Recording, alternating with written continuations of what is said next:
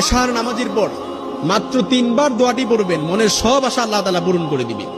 যে হাদিসটি এসেছে, আল্লাহর হাবিব সাল্লাল্লাহু আলাইহি সাল্লাম বলেন, ওই সত্তার কসম যার হাতে আমার প্রাণ রয়েছে, ওই সত্তার কসম করে বলছি, কেউ যদি এই দোয়াটি পড়ে, আল্লাহ তাআলার কাছে কোনো দোয়া করে, আল্লাহ তাআলার কাছে কোনো দোয়া চায়, আল্লাহ তাআলা তা ফিরিয়ে দেয় না।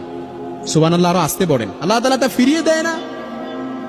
এই জন্য আল্লাহ তাআলার কাছে এই দোয়াটি পড়ে বললেন, আল্লাহ এটা দিয়ে দেন, দিয়ে দিবেন। আল্লাহ তাআলার কাছে বললেন, আল্লাহ এই আশাটা পূরণ করেন, পূরণ করে দিবেন।